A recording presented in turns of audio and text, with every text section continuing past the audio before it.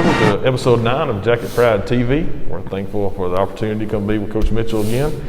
Coach, season's come to a close, 7-3. So let's talk about the season as a whole.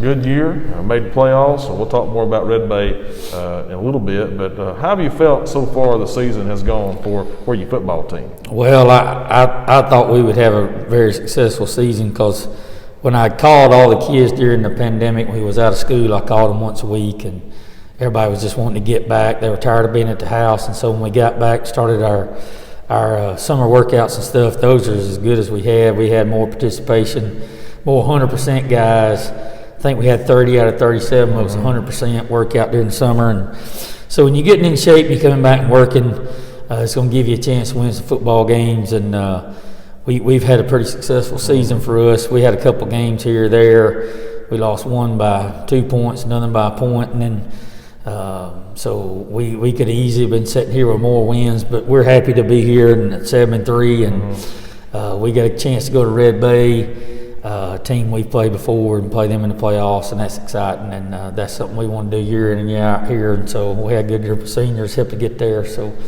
we're looking forward to going to Red Bay. Yeah, let's talk about those seniors just a little bit. We've talked about them here or there throughout the season. A special group of kids. The whole team's special, but when you have senior leadership like you've had, that makes a big difference. So what makes this group of seniors a good group of leaders? Well, they were 10th graders when I first got here, and I kind of bonded with them a little bit more. I probably did some other ones because they've been here longer than some of the other ones, but this bunch just wants to play together, wants to win, and wants to do the things that it takes to get it done, and they hold other people accountable. And when you've got kids that want to do it themselves and other people see them do it, that's just as much as if you say you're going to do it. Our kids actually do it.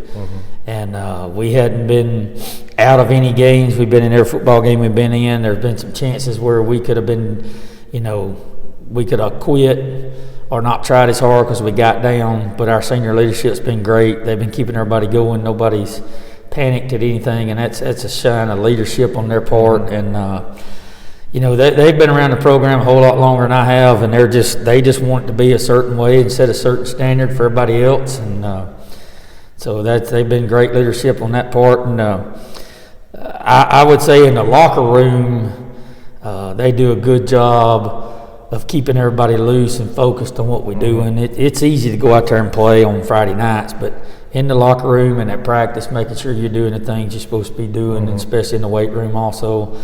Our seniors have done a great job with that, and there'll be a bunch that we'll miss whenever our season's over with, whenever that is. We'll miss them, but they'll leave their mark on our program for a long time. So they sure have been a great group of kids to watch play football. Big win last week against Falkville. A good way to conclude the regular season. Talk about that win. What are some things you liked on? What did you maybe get to look at the film or during the game that you felt helped secure a win over the Blue Devils? Well, when you're watching film, they're big, they're physical, good football team. They had lost one game. They had lost to North Sand Mountain the week before, and they've been ranked all year long high. Very good football team, and you watch them and you're trying to figure out how to stop a run. They threw the football pretty good, and very big, a lot bigger than we are. And so when we, get into the game, they went up first. Heck, that's been the story here lately. We get down, we got to stop that trend. But we got down and battled back, and took 16-7 lead at halftime. And we knew that football team, the way they were, that we were going to have to come out second half and score to try to have a chance. So we come out and scored, kind of got up two scores on them. Defense did a great job of adjusting to what they were trying to do. A lot of times you practice something during the week and the team comes out and does something different, so you have to do some slight adjustments. And I thought defense adjusted real well. Bradley did a good job of adjusting with our guys. And offensively, everybody might look at Austin and say, well, he had a big game and all, but if you watch the film, you've got 10 other guys blocking for him.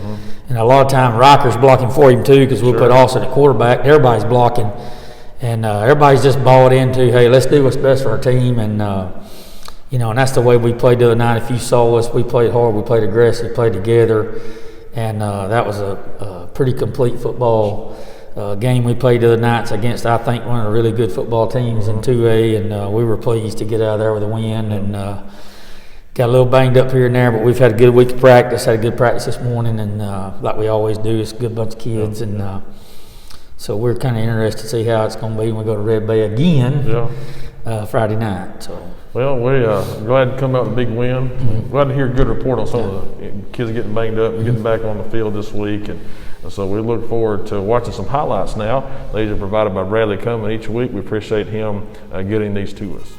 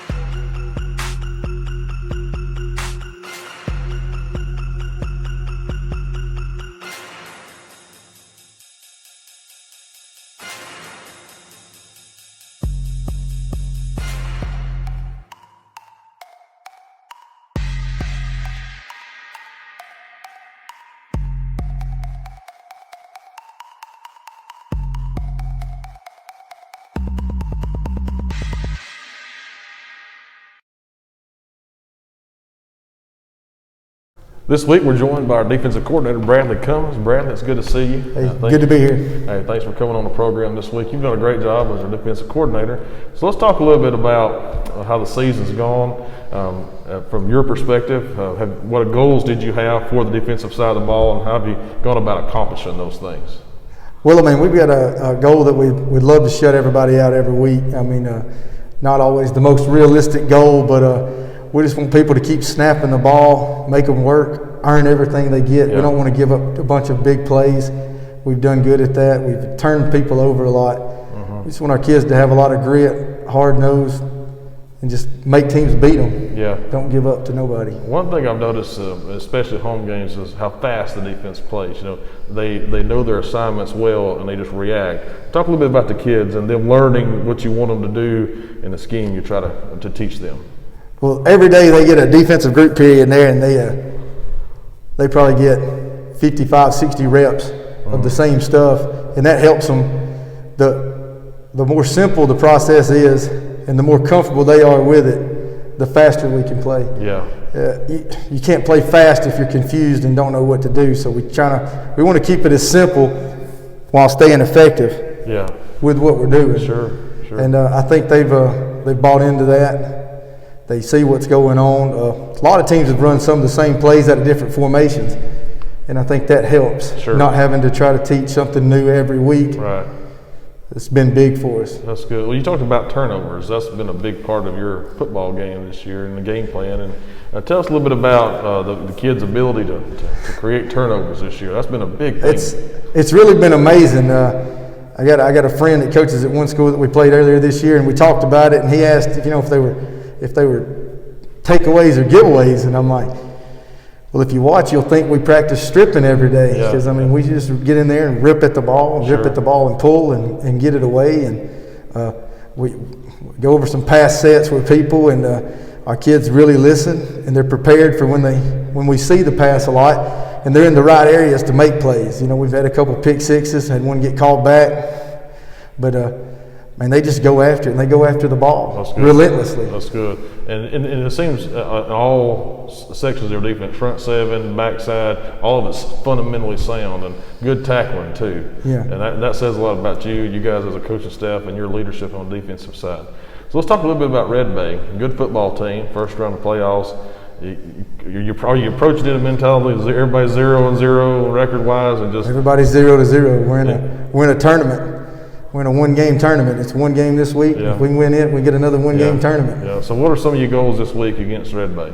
Well, we're going to have to be physical at the line of scrimmage. Don't know if we can dominate the line of scrimmage, but we're going to challenge our kids to do the best they can. This ain't going to be the first time all year that we've been smaller than the team we're playing. Yeah. But our kids got a lot of heart and a lot of grit, and we want them to keep snapping the ball. Yeah. We want them to keep snapping the ball and never drive in a kick. Well, we don't want no quick scores that they get big plays on. We want to limit the big plays. If they can earn it and get down the field, let them earn it. You hear Coach Saban say that a lot. Every drive needs to end with a kick. Yeah. And so that's just football 101. Well, Bradley, you've done a great job this year. And we appreciate you working with the kids. I know it's been a crazy year for the coaching staff and all the rules and regulations and things, but we've been fortunate in the sense that we really only had one cancellation and been able to play most of our games. And a lot of leadership from Coach Mitchell to you and to other coaches. And I know we don't tell you guys enough, but from the community, and I'd say on behalf of the community, we appreciate what you do and the sacrifices you guys make to be with the kids. And so we just want to let you know how much we appreciate you. Yeah, it's a big sacrifice, but it's well worth it. The kids make the season. I mean, if they listen and try, put forth effort, and play hard, you know, the wins will take care of themselves. But that's all we can ask out of them. That's right. We can't ask them to be the strongest, the biggest, but we're getting everything they got, and that's big. Well, Bradley, good luck Friday night. Look forward to a big victory, hopefully, against the Red Bay Tigers. Looking forward to seeing hopefully next week. I think next week we win, we'll be back here. Not to look forward, but we'd like to have a playoff game here at Malcolm Blake Stadium.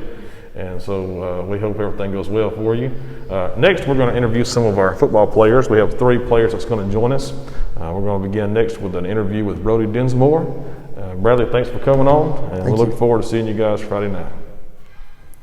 This week we have several players we're going to interview on Jacket Pride TV. We're joined by sophomore offensive lineman Brody Densmore. Brody, good to see you, man. Good to see you too. Thanks for coming on the program. I had a good season. It's in the rearview mirror now, 7-3, great record, on your way to the playoffs. So how do you think the season went as a whole for you guys? I think it went pretty good. We've worked hard, and that's kind of showed. Yeah, one of the strengths this year has been our offensive line, and that's shown in the many rushing touchdowns. So what makes you guys play well together on Friday nights as far as your blocking ability and that kind of thing? Well, as a unit, we work well together, I feel like. Yeah. And that helps us a lot. Yeah. So when it comes to offensive line, that's kind of a thankless position. And I want to say personally, you guys have done a great job this year. Several rushing touchdowns this year, and especially last week, you guys kind of took control of the ball game, and that says a lot about you guys. And so let's talk a little bit about the playoffs. You guys, I know you're excited to be in the playoffs. Yes, sir. I'll talk a little bit about Red Bay. What are some things you guys have seen from Red Bay that you hope to capitalize on next week? I think if we just go out and play hard and hit them, we'll beat them. You'll beat them? Good. So what are they like defensively? You guys got a plan together to make sure that you guys can be effective on the offensive side of the football? Yes, sir. They got a 4-man front, so we think we can run it. Oh, good. Well, we're looking forward to seeing you. So let's talk about what you do away from football. School year's been kind of crazy. Football year's been somewhat normal, actually. Yes, sir. But what do you like to do when you're not dealing with school and football? What's one thing you like to do? Just kind of chill out a little bit. I like to play golf. I like to play golf. So what's your handicap? I only play scramble because I hear you. If they don't have to rely on my ball, it's good, right? Yes, sir. That's right. Yes, sir. Well, Brody, it's good to see you, man. Thanks for coming on the program. Looking forward to watching you guys this Friday night at Red Bay. Okay, Yes, sir. This week we're also interviewing senior defensive back, wide receiver, special teams player Allen Abbott. Allen, it's good to see you. Good to see you too. Thank you for being on the program this week. Senior year, went pretty fast. Yeah. That's the way senior years usually go. So you guys have showed a lot of leadership, especially from the seniors, and so we've talked about that some on our program. Have you guys accomplished all the goals you felt you set for the beginning of the year? Yes, sir. We've accomplished a lot of them. There's some of them that we're not quite there yet, but we're getting there. Yeah. First step, make the playoffs. Yes, sir. Everybody's essentially 0-0 now. 7-3 was a great record, but now you're playing for something more. We've talked a lot about offense and defense in our program this year, but one thing we haven't talked about is special teams, and you're a great special teams player. I call your name out a lot on Friday nights when we're here at Michael Blake Stadium. And so tell us about your special teams position on kickoff, punt, that kind of thing. Kickoff, I'm a gunner. Just got to run out to the ball, try to get them there as fast as we can so they don't get much yardage. And you can't get them, try to get the other teams to funnel in and get him as well. Yeah. So what's your favorite part about playing special teams? Well, really just running downfield and trying to hit somebody as hard as you can. That's what it's about right there. So you also played defensive back, played really well defensive back. It's been really great watching you. And so let's talk a little bit about this week's matchup with the Red Bay Tigers. They're a great football team. Yes, sir, they are. And first round of state playoffs. What are some things that you guys hope to accomplish this week to help you be successful? Well, I hope to accomplish to just go hit them in the mouth and try to win, and then just really just try to figure out what we're going to do the week after. Yeah. Play Winston County football, right? Yes, sir. All right. So let's talk about away from football. You got stress of school. You're a senior, so everybody's asking you where you're going to college, right? Yes, that seems like the conversation starter when you're in your position. So what do you like to do kind of away from school when you just want to hang out? Go see my girlfriend a couple times if I can, and then hang out with family and go on karaoke on Thursday nights. Karaoke? Yeah. So where do you karaoke at? Gold Digger. Gold Digger, okay. Are you good at karaoke? No. My nephew is, though. Your nephew is? Yeah. How old's your nephew? He is 6. 6? So, well, they tend to get up there and just do whatever, right? Yeah. So, well, if I'd have known that, we'd have had a karaoke segment on our program today. So, well, Alan, it's good to see you. Thank you for coming on the program. Thank Good luck Friday night, okay? Thank you. All right. This week we're joined by junior defensive back and wide receiver Billy Watts. Billy, it's good to see you, man. It's good to see you too. Thank you for coming on the program. It's good to see you back on the field. I know you've dealt with some injuries this year, haven't you? Yeah. So what are some of the things you've had to overcome this year? Well, I broke my wrist earlier in the season, and I've dislocated my shoulder a lot this year. Yeah. So you're feeling okay? Oh, yeah. Be able to play then. Well, Yes, that's sir. good. So that shows your character and resiliency and able to get back on the field.